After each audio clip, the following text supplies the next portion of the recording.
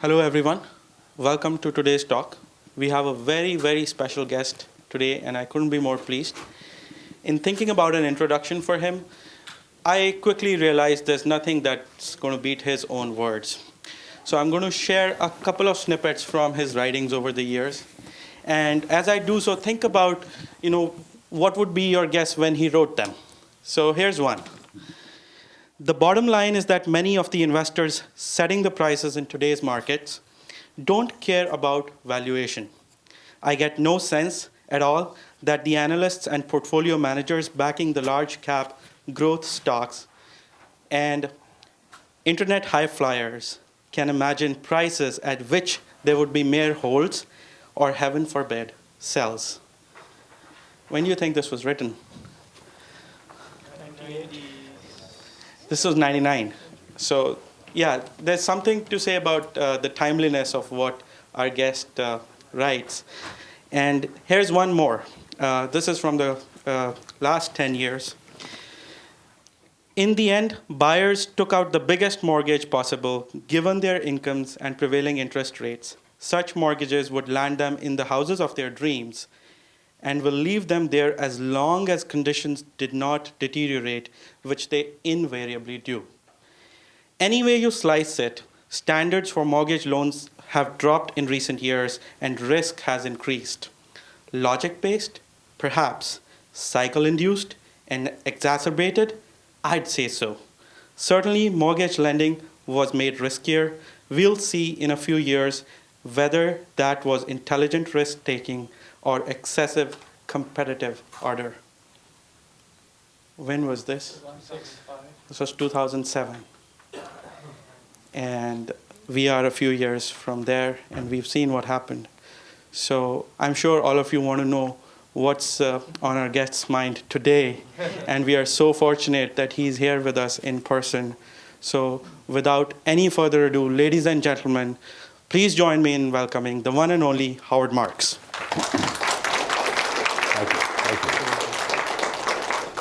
Well, that's quite an introduction, and Saurabh puts a lot of pressure on me that I have to be right. So it's hard.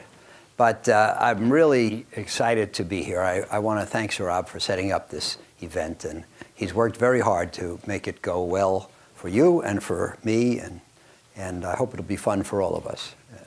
And because I get the impression here at Google that fun is important, right? Absolutely. And so, there aren't too many things in life that are worth doing if they can't be fun. As you know, I wrote a book in 2011 called The Most Important Thing. And the reason it has that title is because I would find myself in my client's office and I would say, the most important thing in investing is controlling risk. And then 5 minutes later, I would say the most important thing is to buy at a low price. And 5 minutes later, I would say the most important thing is to act as a contrarian. And so back in 2003, I believe, I wrote a memo called The Most Important Thing. I listed 19 things, each of which was the most important thing. And then I used that. I couldn't think of a better format for my book, so I used the same format in 2011. Interestingly, some of the things are different. And that just goes to show you that one's thinking should still be alive and should still evolve. And I know that Saurabh and some of the other fellows went to see Charlie Munger speak in Los Angeles this week at age 91. And I'm sure he's still evolving and getting younger. So I'm going to try to do the same. Now, I should tell you, and I don't know if you know this, but I write memos to the clients. And I'll refer to a lot of memos in this session probably. And they're all available on oaktreecapital.com website, and the price is right. They're all free. And so, I've been sending them out now 25 years. I started in 1990.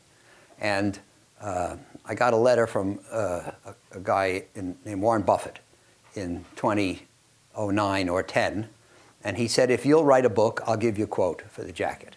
And so I had been planning on writing a book when I retired from work, but Buffett's promise caused me to accelerate my time frame.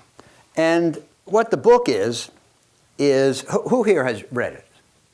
Okay, about half. So what the book is, it's a recitation of my investment philosophy. And as it says in the foreword to the philosophy, which I took the foreword, I don't know about you, I never read the forewords of books, but I took the foreword to mine very seriously. And what it says in there, it's not designed to tell you how to make money. And it's not designed to tell you how easy investment is or to try to make it easy. And in fact, my highest goal is probably to make it clear how hard it is. Investing is very difficult because it's kind of counterintuitive, and it kind of turns back on itself all the time. And there are no formulas that work. So what I tried to do in the book is teach people how to think. And now the thoughts they should hold change from time to time. But how to think, I think, is valid in the long term. It's my investment philosophy. And I wasn't born with an investment philosophy. You'll hear from a lot of people, if you're interested in investing, who'll say, well, I started reading prospectuses at age 8. And I didn't. At 13, I invested my bar mitzvah money, which I didn't do. And in fact, when I was getting out of graduate school, age 23 in 1969, so I know you can all do the math, I didn't know what I wanted to do. I had studied finance at Wharton and accounting at Chicago, and I knew I wanted to do something in finance, but I wasn't very specific. So I interviewed in 5 or 6 different fields. Large consulting firm, small consulting firm, accounting firm, corporate treasury, investment management, investment banking, 6. And I ended up in the investment business. Why? Because I had had a summer job in '68 at Citi in the investment research department. I liked it. Had fun, right? That's a good reason. So I went there. And by the way, interestingly, there was nothing magical about working in the investment business at that time. It paid the same as all the rest. All 6 jobs that I was offered had the same pay, between $12,500 and $14,000 a year, not a month. And there were no famous investors at the time. Investing was not a household word. There were no investment TV shows. So I just did it because I liked it. I liked the people, and I thought that the investing was intellectually interesting. So I didn't have a philosophy then when I started. And I had some things I had learned in school. But I think that your philosophy, as opposed to somebody else, if you studied Descartes or Locke or somebody like that, you learn his philosophy. If you might learn a philosophy by studying a religion. But that's not your philosophy. Your philosophy will come from the combination of what you have been taught by your teachers and parents and your experiences. And what your experiences tell you about the things you were taught and how they have to be modified. So I developed my philosophy over, it might seem like I started writing the memos a long time ago, 25 years, but I had been working already over 2 decades at that time. So I think that the integration of real life into philosophy is essential.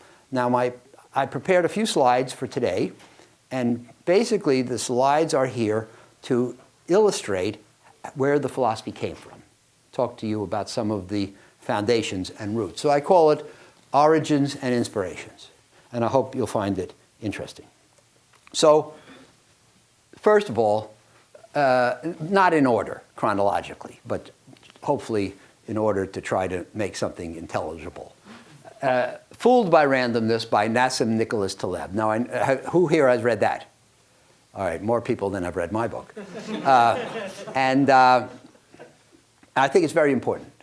I think it's an excellent book with very, very important ideas. Now, don't tell Nassim I said this, but I tell all the people I speak to that it is either the most important badly written book or the worst written, very important book that you'll ever read.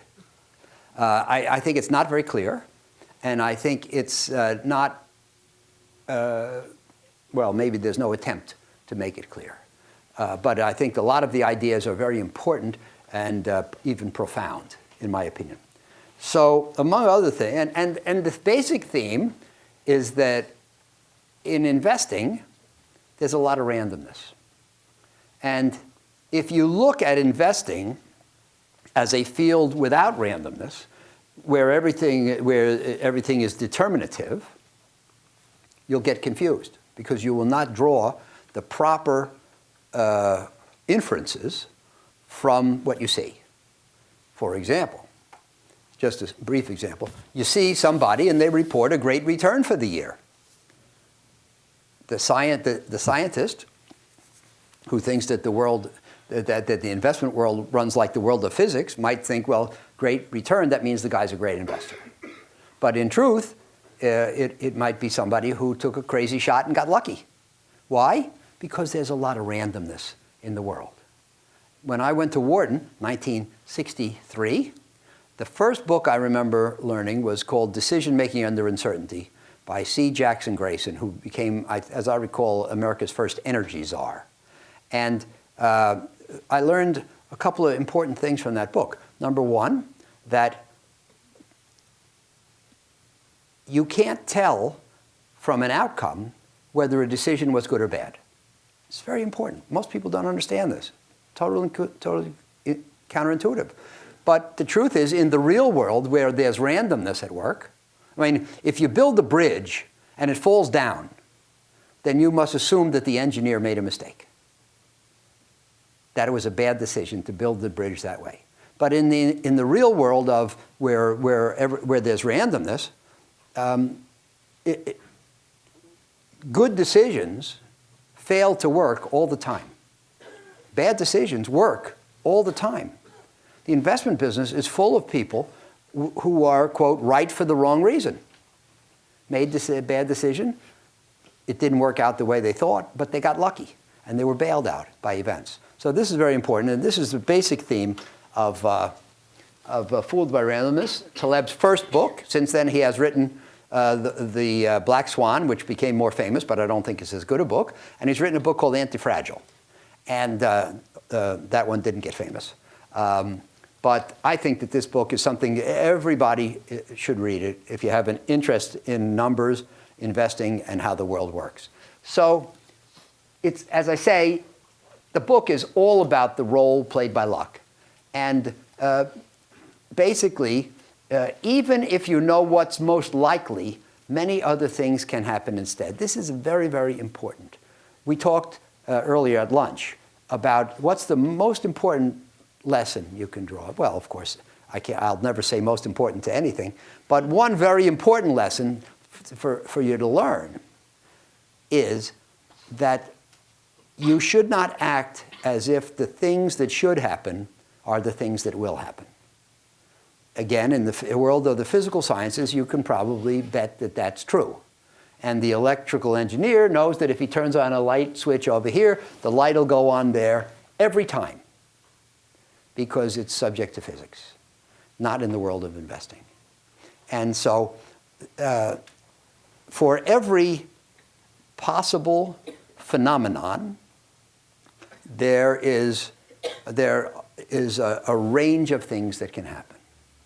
There may be one where it's possible to discern which one is the most likely. And if we draw a probability distribution, that may be the highest point on the distribution, the most likely single outcome. But that doesn't mean it's going to happen. And the reason we don't have many probability distributions that look like this, but rather that look like this, is because a range of things can happen. And it's very, very important to notice that, number one, there are lots of things that can happen, so you have to allow for them. And number two, the thing that is most likely to happen is far from sure to happen. So that's very key. There's a professor at the London Business School who put it succinctly. He said, risk means more things can happen than will happen. And this is profound, in my opinion. In the economic world, people generally make their decisions based on something called expected value, which is to say that you multiply every possible outcome. First of all, of course, you don't think in terms of a single outcome. You think in terms of a range of outcomes. So you take every, if you could iterate over so many, you take every possible outcome, you multiply it by the likelihood that it will happen, you sum the results, and then you get something called the expected value from that course of action. And you choose your course of action based on the highest expected value. And that sounds like a totally rational thing. But what if the course of action that you're considering has some outcomes that you absolutely can't withstand? Then you may not do it. You may not do the highest expected value course of action because it has some you can't live with. You know, who here is willing to be, the skydiver who was right 98% of the time? You know, for example. So you may elect to do bike riding on the Google campus rather than skydiving, even though skydiving is more exhilarating 98% of the time.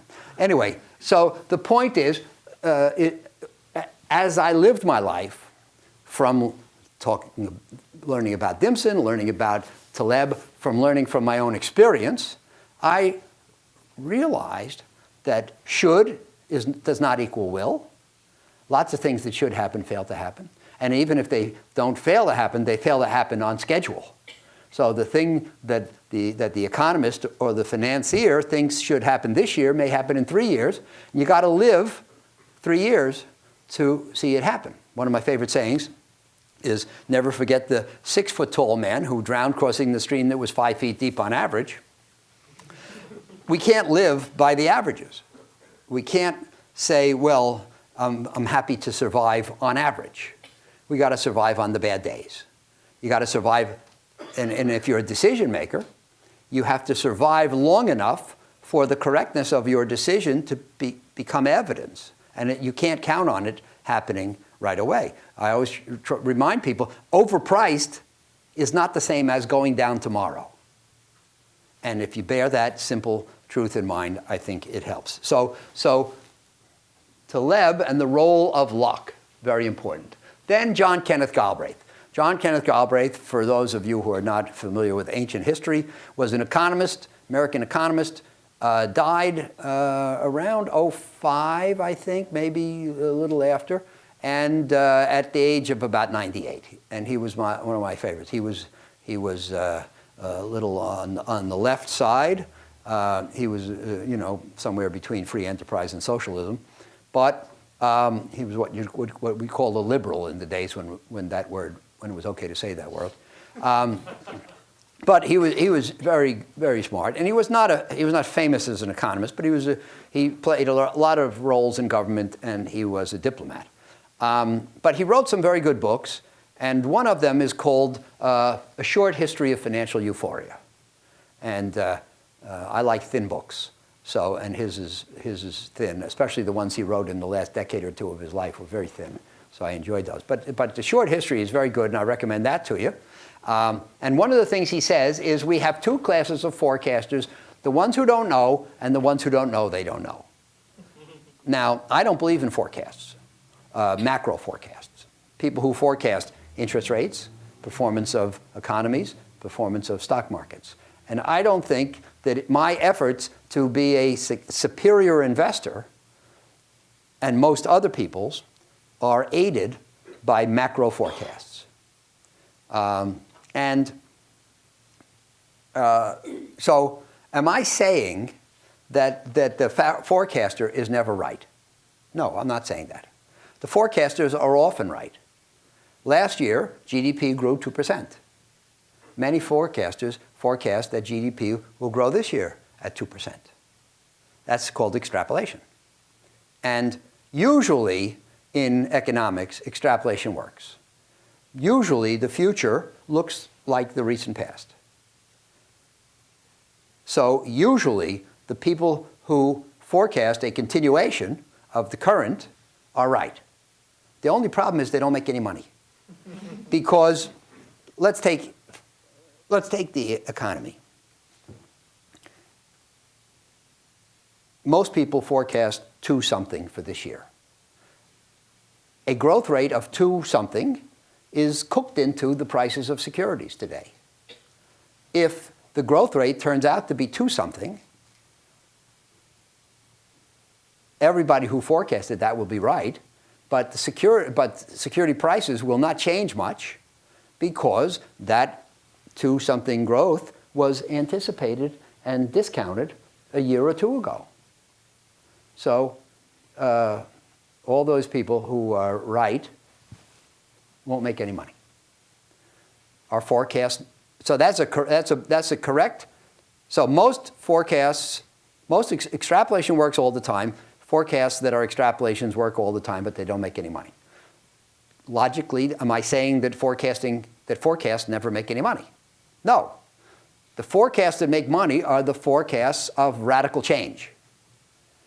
If everybody's predicting 2.4% growth for this year, and if I predict -2, and it turns out to be -2, or I predict 6 and it turns out to be 6, I'll make a lot of money.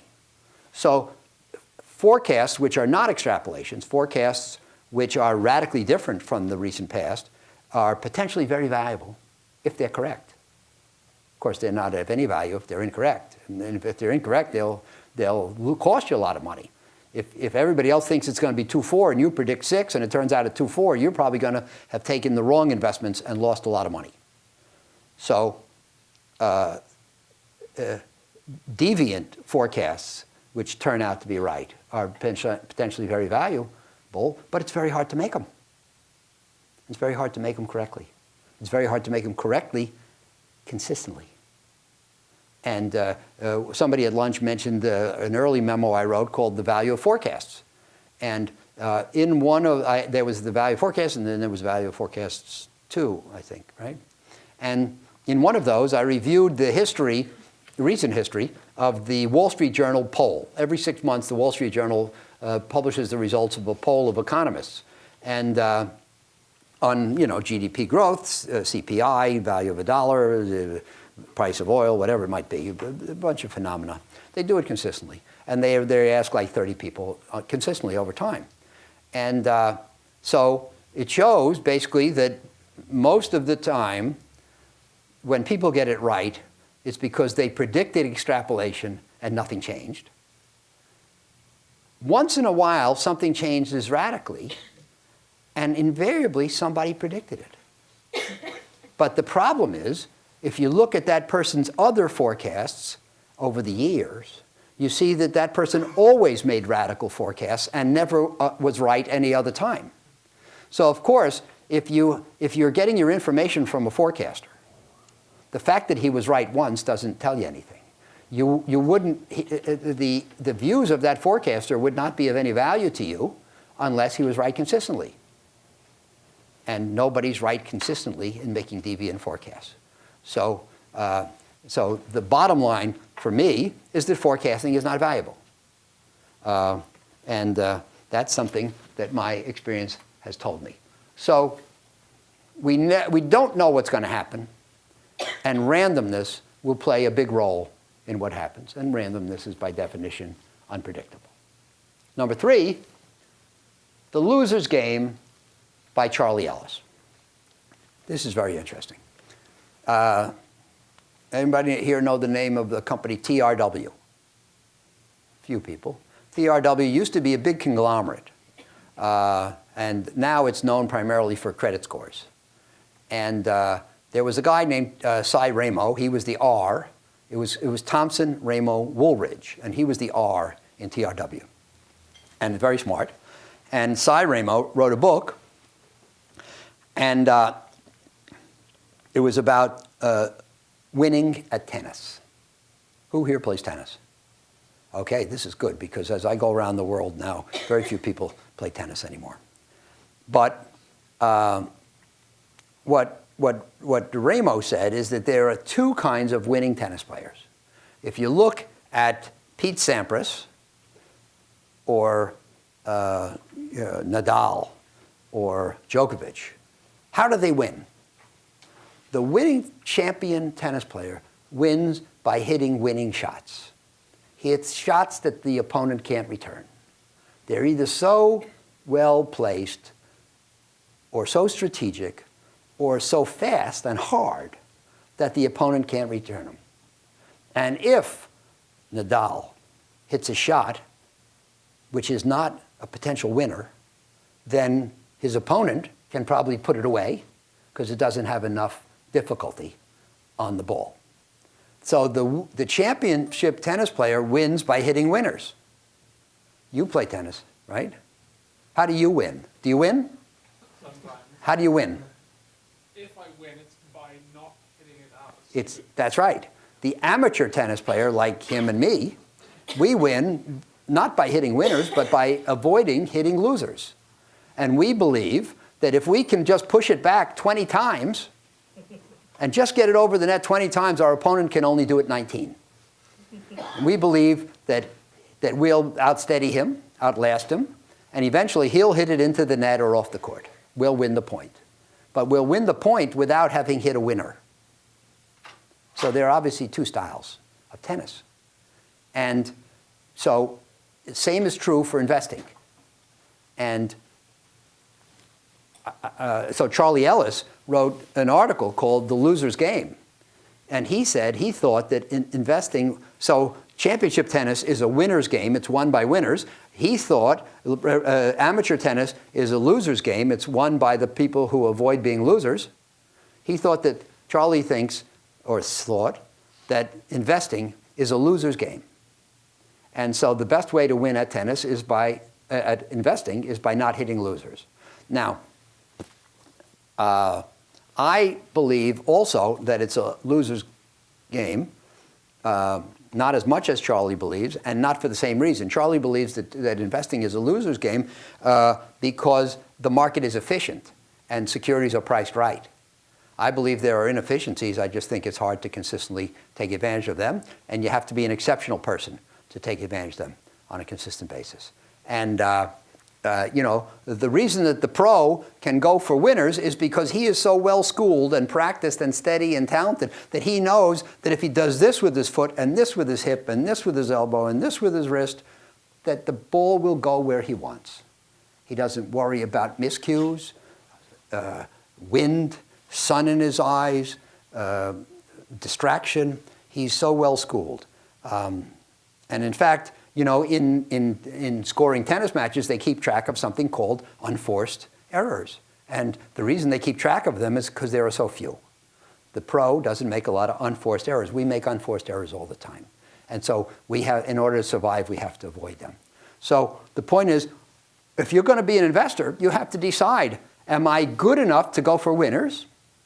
Or should I emphasize the avoidance of losers in my approach? And then the fourth input, I say here that the difficulty of getting it right is what makes defensive investing so important. Because it's just, for us, in investing, especially because there's randomness, if we do the right thing with our foot and hip and arm and elbow, we're not going to get a winner every time. And then the fourth origin that I wanted to talk to you about today was my meeting with Mike Milken in November 1978. So in 78, I got a call from my boss at Citibank, and he said, there's some guy in California named Mike Milken, and he deals with something called high-yield bonds. Can you figure out what that means?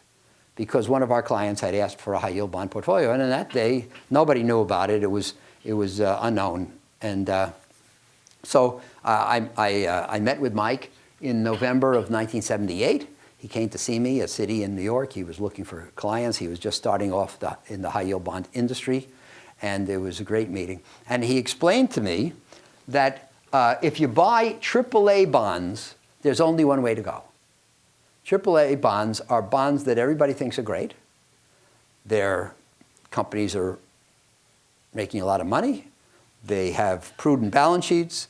The outlook is good. Everything's perfect. So if everything's perfect, that means it can't get better.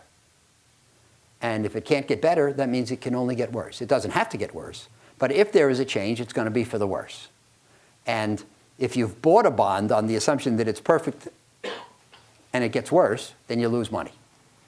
So that's important. On the other hand, he said, if you buy single B bonds and they survive, there's only one way for them to go, which is upgrade. Now, that's not exactly true because they can default and go bankrupt. But the ones that survive will go up, will be upgraded, and the surprises are likely to be on the upside. So this was very important. Again, this is about trying to hit winners, avoid losers. And if you're buying bonds that most people don't think much of, it's hard to have a big loser because such low expectations are incorporated. Now, let me digress for a minute because this is really important. How do you make money as an investor? The people who don't know think the way you do it is by buying good assets, a good building, stock in a good company, or something like that. That is not the secret for success. The secret for success in investing is buying things for less than they're worth. So if you buy a high-quality asset, you know, and I say in the book, there's a guy on the radio, I used to, when I lived in LA, I listened to NPR on the way to work. And there was a guy and I heard him say it. He said, well, if you go into a store and you like the product, buy the stock. This couldn't be more wrong. Because what determines the success of an investor is not what he buys, but what he pays for it. And if you buy a high-quality asset, but you overpay for it, you're in big trouble. And you can buy a very low-quality asset, but if you pay less than it's worth, chances are you're going to make money. So the book says, chapter 3 says, the most important thing is value, figuring out what the value of an asset is. But chapter 4 says the most important thing is the relationship between price and value. So let's assume that you're able to figure out the value. If you pay more than that, you're in trouble. If you get it for less, the wind is at your back. So it was very, very important then to be in an area where the surprises were likely to be on the upside. And if you buy the bonds of B-rated companies about which there are such low expectations, maybe it's easy for there to be a favorable surprise. Now, how can I prove to you that the expectations were low? The answer is that if you look in the Moody's guide to bonds in those years, what was the definition of a B-rated bond? Quote, fails to possess the characteristics of a desirable investment. In other words, it's a bad investment. Now, I drove here from the airport in my car. And if I take you outside to look at my car and I offer it to you for sale, because I don't need that car anymore. When I'm done here, I'm not coming back. If I say to you, would you like to buy my car? What is the one question you must ask me before saying yes or no? Price. You get an A. You get an A.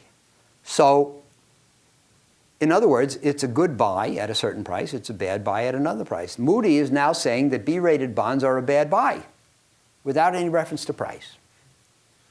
So, in other words, there's no price at which a company that has some credit risk is worth investing in. And by the way, before I turned to high-yield bonds in '78, I was part of the bank's machinery to buy the bonds of the stocks of America's best companies. And I explained at lunch how if you bought the bonds of Hewlett-Packard, Perkin-Elmer, Texas Instruments, Merck, Lilly, Xerox, IBM, Kodak, Polaroid, AIG, Coca-Cola, and Procter & Gamble, and if you bought them all in '68 and you held them until '73, you lost 90% of your money. Why? Because they were overpriced. The average stock since the post-war has traded at 16 times its next year's earnings. These were trading at 80 and 90 times. Why? Because they were so good. Everybody says, these are great companies. Nothing can go wrong, so it doesn't matter what price you pay. And if you pay 80 or 90 times, that's fine. So here we are, in my experience, again, experience as a teacher. You invest in the best companies in America, you lose a lot of money. Then you go to the high-yield bond business, you invest in the worst companies in America, you make the most money. So it's an instructive lesson if you have your eyes open and you learn from experience, which I did. But the key words were, and they survive, right? There's a little trap there, because you have to catch those three words. If you buy single B bonds that don't survive, then you're in big trouble. So, but it's tautologically true that if a company about which the expectations are low survives, it'll probably, at minimum, it'll pay off at maturity, and maybe in the meantime, it'll be upgraded or taken over if they survive. So what that convinced me when I was starting the high-yield bond business, and this conversation came at a great point in time, is that my analysts should spend all their time trying to weed out the ones that don't survive. Not finding the ones that will have favorable events, but just excluding the ones that have unfavorable events. And that's what we did. So now, I'll tell you an interesting story. Around '05 or '06, the Bible of investing is a book called Security Analysis, written by Graham and Dodd. And they wrote the first edition in 1934. Ben Graham was Warren Buffett's teacher at Columbia and in many ways the father of value investing. He and David Dodd wrote this book in '34, and they updated it in '40, and then several times after. And the '40 edition is considered to be a great edition. And so in '05, McGraw-Hill, which owned the book, said they want to update the book. And they turned it over to Seth Klarman, who's a great debt investor in Boston at Baupost, and a professor, can't remember his name right now. What? That's right, Bruce Greenwald at Columbia. So you should be up here, I'll sit down. They turned it over to Seth and Bruce to bring out this revision, and they in turn asked people to revise the sections, and they asked me to revise a section on debt. And so that meant I had to go and read the 1940 edition in order to update it. And I came across something fascinating, and it verified what I had always thought. It said that bond investing is a negative art. What does that mean? What it means is, I don't know how many of you know how bonds work, but a bond is a promise to pay. You give me $100 and I promise to give you 5% interest every year and then give you money back in 20 years. Fixed income, it's called, because all the events are fixed.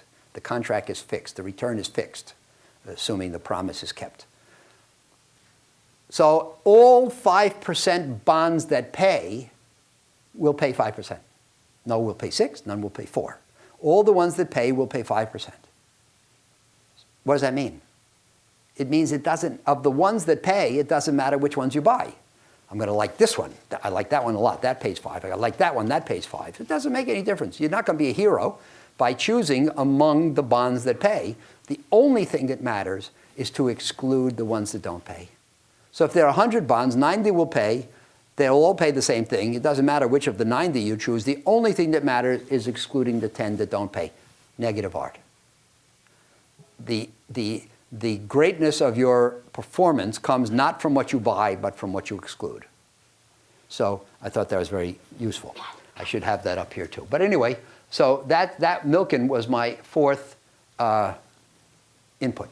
So Taleb says that the future consists of a range of possibilities with the outcome significantly influenced by randomness. And Galbraith says that forecasting is futile. And Ellis says that if the game isn't controllable, it's better to work to avoid losers than to try for winners. And Milken says that holding survivors and avoiding defaults is the key in bond investing. So if you put them all together, that's how you get the philosophy that's in the book. These were my origins. So when we started Oaktree, April the 10th of 1995, almost exactly 20 years ago, we wrote down our investment philosophy, and here it is. We published it. We were a bunch of guys who had been working together for most of the previous 10 years at a different employer. And we left there as a group, and we started Oaktree. And so for a philosophy, so I believe in writing things down, and like learning at the Lou says today, write them down, right? So we wrote down our philosophy. We published it. We'd never changed a word since. And the clients like knowing what our roadmap is. So these were the 6 tenets of the investment philosophy. So the first one says that the most important thing is risk control. And we tell the clients, we think that for excellence in investing, the most important thing is not making a lot of money. It's not beating the market. It's not being in the top quartile. The most important thing is controlling risk. That's our job. That's what we'll do for you. And the clients come to us who want to invest in our asset classes with the risks under control. There are other people who put less emphasis on controlling risk, and they have better results in the good times and worse results in the bad times. Our clients want what we give them. Number 2, we have an emphasis on consistency. So we say we don't try for the moon at the danger of crashing. You know, the first memo that I wrote in 1990, I'm sure you remember that, Rob, talked about a guy who was head of an asset manager that had a terrible year. And he said, well, it's very simple. If you want to be in the top 5% of money managers, you have to be willing to be in the bottom. I have no interest in being in the bottom 5%. I don't care about being in the top 5%. I want to be above the middle on a consistent basis over the long term. And there's a funny bit of math. This will confound the, what do you call yourself, data scientists? This will confound the data scientists in the room. But so in that first memo, I contrasted the comments from that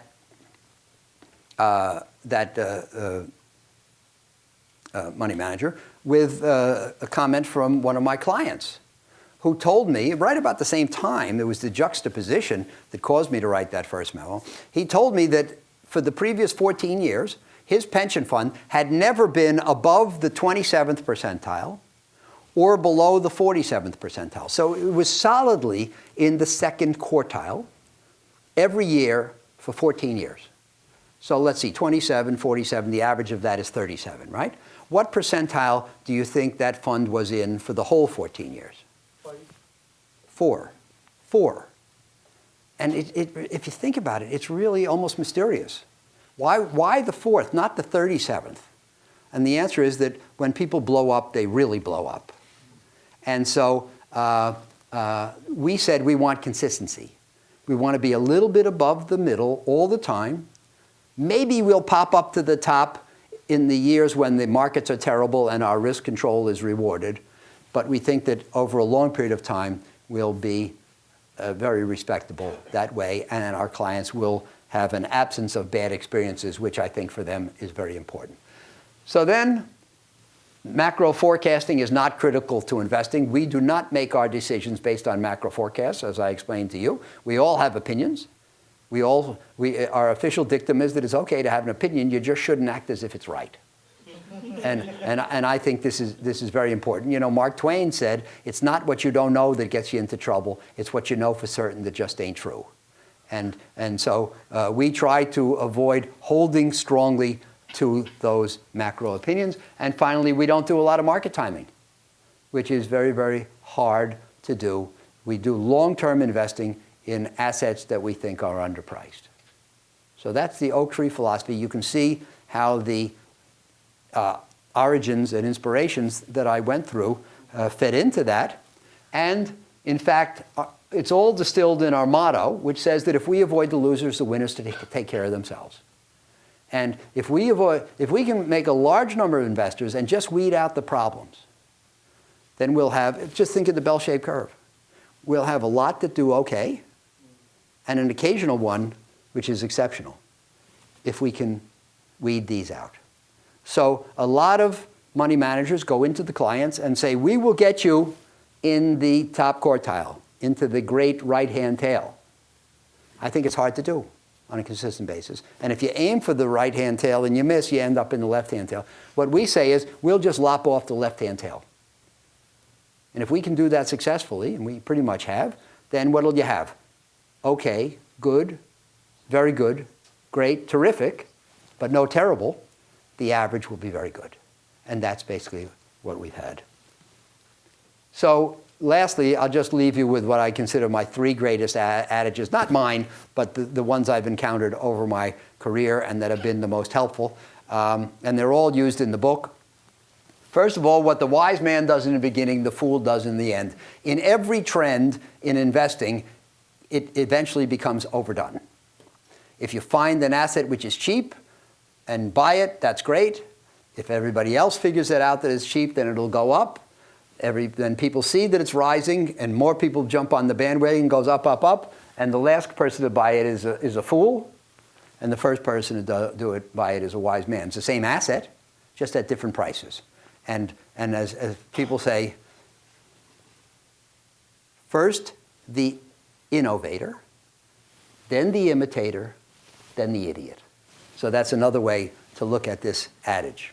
Number 2, never forget the 6-foot-tall man who drowned crossing the stream that was 5 feet deep on average, kind of like that skydiver who's right 98% of the time. It's not sufficient, depending on how you want to live your life, to survive on average. We have to survive on the bad days. So we have to be able to survive the low spots in the stream. your portfolio has to be set up to survive on the bad days, so you won't be shaken out of your investments. And then finally, being too far ahead of your time is indistinguishable from being wrong. And yet that's a great challenge because, as I said before, the things that are supposed to happen will not necessarily happen, and they absolutely will not happen on time. So you have to be able to live until the wisdom of your decisions is proved, if at all. So all of these things, I think, say something about modesty and humility of belief rather than cocksureness, which I think is the greatest risk. So with that, Saurabh, I'll stop talking, and we have a little time left, and I'd love to take your questions. That's what I'm here for. Thank you, Howard. This was fascinating. So we are open for questions. Please raise your hand, and I'll bring the mic to you. The thing you said about what the wise man does in the beginning, the fool does in the end, you can come up from a single stock, and you can think about your whole philosophy that way. So you've been focusing here on avoiding losers, and maybe humans are kind of generally focused on trying to find winners. Maybe that's what we'll always do wrong.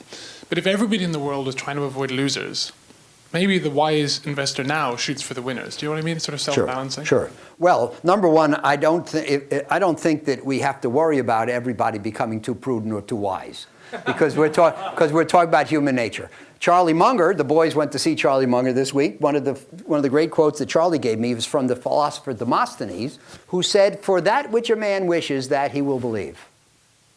What do most people want more than anything else? They want to get rich. Very few people think that the future, the secret to their happiness comes from prudence and caution. Most people think it comes from that stroke of genius, which will put them on easy street. But you're absolutely right, and there are times when most people behave in a prudent and cautious manner. When is it? It's in a crash, when security prices are down here, right?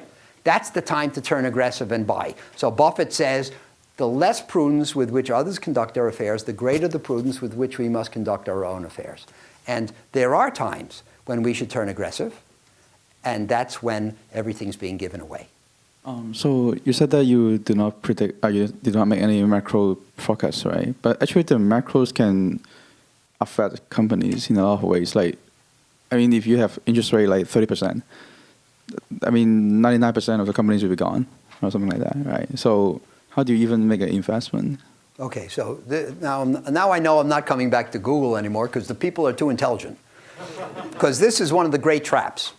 I say that we don't invest on the basis of macro forecasts. But you have to have an economic framework in mind when you predict the fortunes of individual companies. What I would say is, what we try to do is it's one thing to say that oil is at 50 and we're going to invest in this company because it will do fine if oil's at 50, survive if it goes to 30, and thrive if it goes to 70. But it's another thing to say oil is 50, I think it's going to 110, I'm going to invest in this company, which is going to be great if it goes to 110, but bankrupt if it stays at 50. So the question is, how radical are your forecasts? And we try to anticipate a future that looks pretty much like the norm and make allowance for the thing that things other than the norm can happen. And I can't really be much more concrete than that. It's all, all this, by the way, all this stuff is judgment. There are no rules, there are no algorithms, there are no formulas that always work. None of this is any good unless the person making the decision has superior judgment. And, the first chapter of the book says the most important thing is second-level thinking. Most people think on the first level. To be a superior investor, you must think on the second level. You have to think different from everybody else. But in being different, you have to be better. So the first level thinker is naive. He says, this is a great company, let's buy the stock. The second level thinker says, it's a great company, but it's not as great as everybody thinks it is. We better sell the stock. That's the difference between being an average person and a person with superior insight. By the way, most people are not above average. Yes, sir. Do you think diversified index funds adequately protect the amateur investor from losers? Well, this is a great question. The role of the index fund. A lot of people say, I'm going to take a low-risk approach. I'm going to invest in an index fund. And they are confused. What an index fund does is it guarantees you performance in line with the index. So the point is, because of the operation of what's called the efficient market, not many people can beat the market. It's true. Most mutual funds do not beat the market. Most mutual fund investors would be better off just being in an index fund. And in fact, most active investment schemes impose fees that they don't earn. And that is one of the major reasons that most active investment schemes perform below average. So the index fund, which is called passive investing, yes, it does reduce, it eliminates the likelihood that you fail to keep up with the index. It also, of course, eliminates the possibility that you outperform the index. So you trade away the two sides of the probability distribution for surety that you get index results.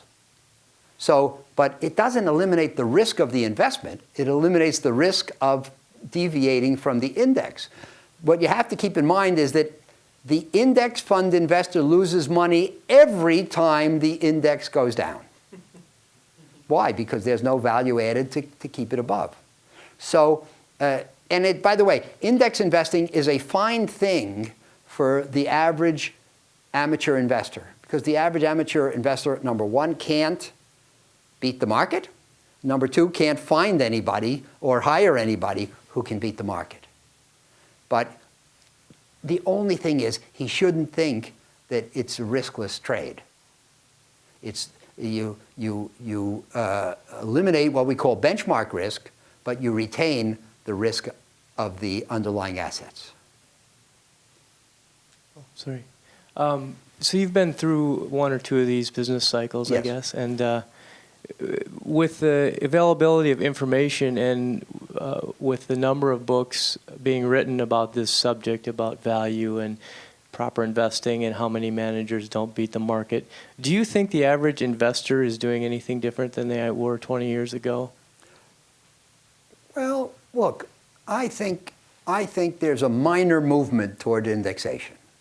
It's not a groundswell. There's still lots of money in actively managed mutual funds where there's 2% a year of fees and costs, or 1.5%. But I think there's more in indexation every year, and that's probably appropriate. But here's I'll just turn it around. I'll leave you with a question.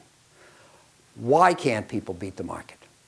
Because the market's pretty efficient, and market prices most things right, and most people can't find and identify and act on the times when the market prices things wrong.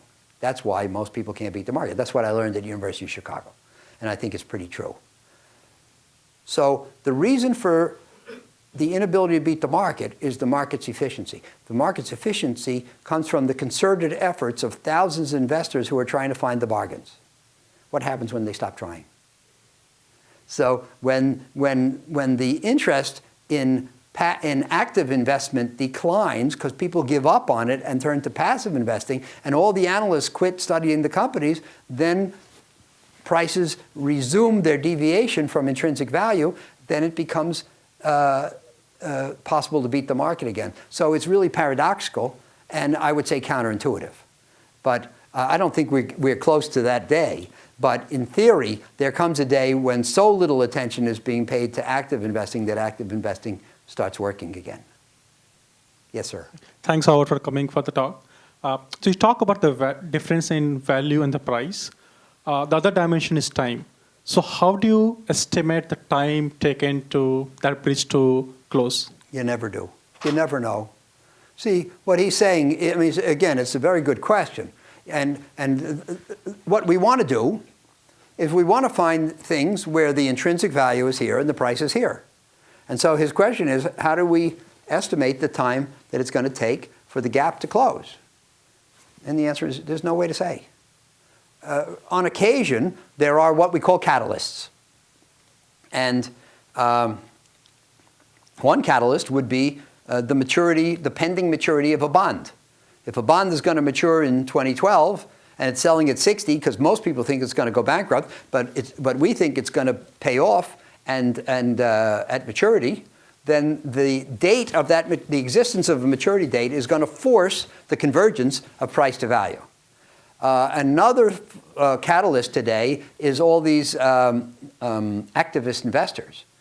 They find a company, it's selling, they think the intrinsic value is here, it's selling here because the management is subpar and they're not doing the right strategy. So they go in, they foment trouble, they try to get a board seat, they try to force the management to do the right thing to cause the price to converge with the value. So there are a few catalysts in the world, but generally speaking, you buy a stock, you hope, you think it's worth here, the price is here, you hope it'll converge, but there's no way to estimate the time. And that's the reason why being too far ahead of your time is indistinguishable from being wrong, because it can take a long time. So would you always look for presence of catalyst when you find a gap? Well, there aren't enough. I mean, it happens, most of what we do is in the fixed income world, and there are more catalysts in the fixed income world than in the equity world. You find a stock, how many stocks do you think the activist investors go after a year? 10, 20, 50, 100, no more. There are thousands of stocks. So most stocks are never going to get catalyzed.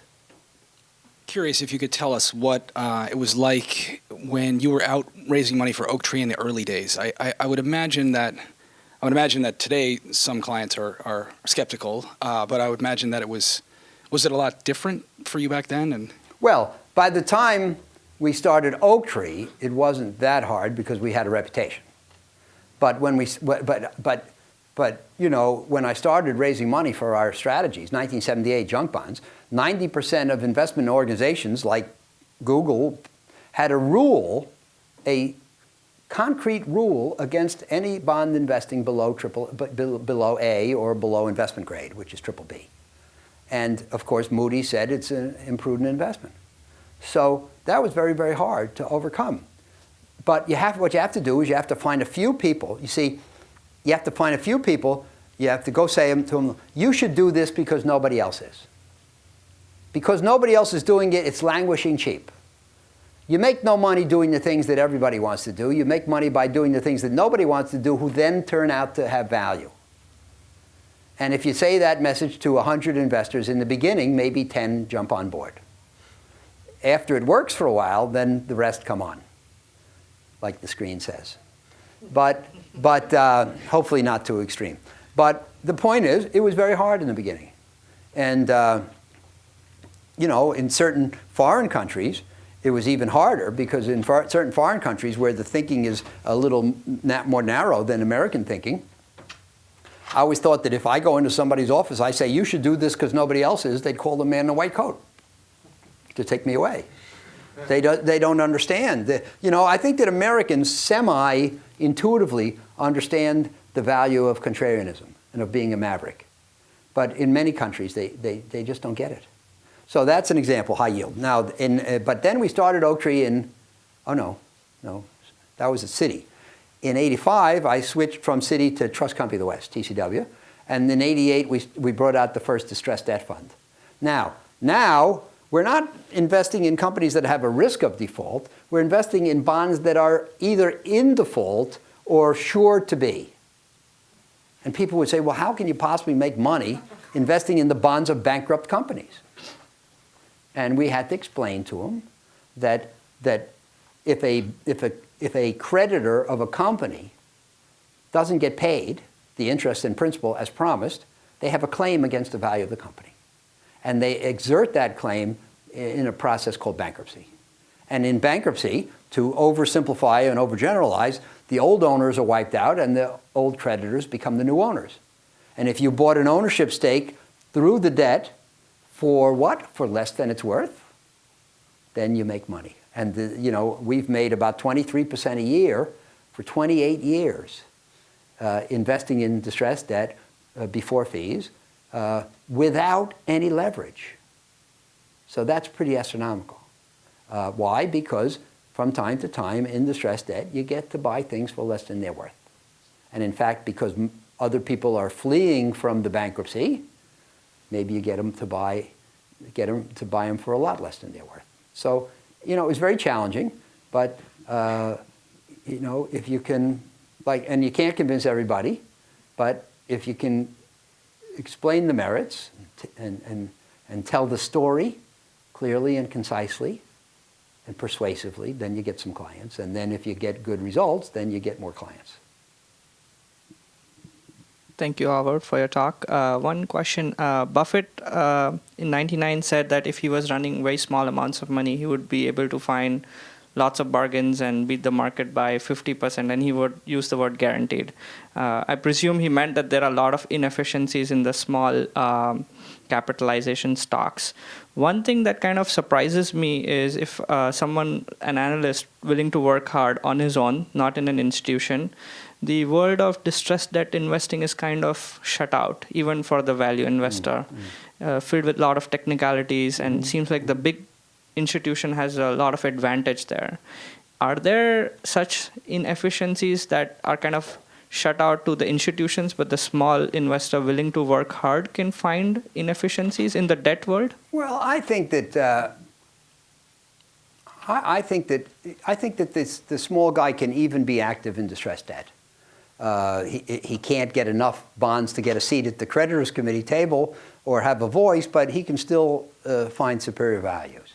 What I was saying in answer to your question is that if you get some accounts and you have good performance, you'll get more accounts.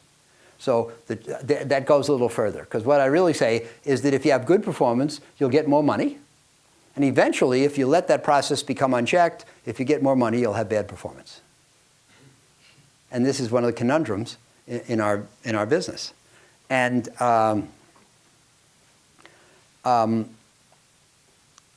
so you have to halt that. But the truth of the matter is that the little guy has an advantage as long as he's willing to stay small. Many people are not, because in the short run, the more money you manage when you get fees, it's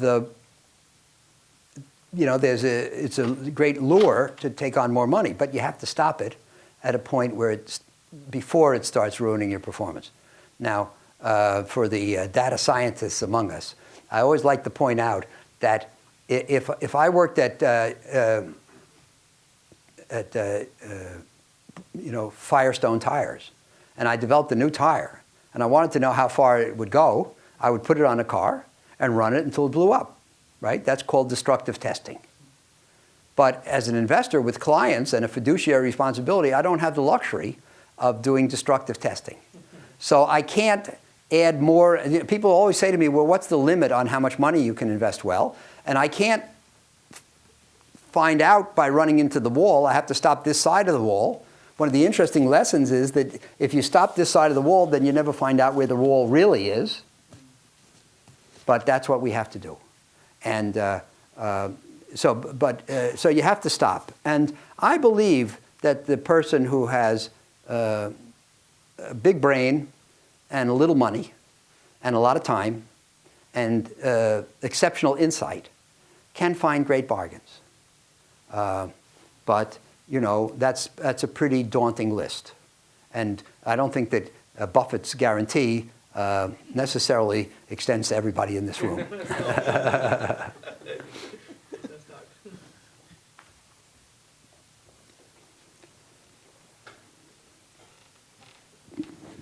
Do you see any unhealthy trends in valuation in the market today, the same way tech or housing was valued in the past?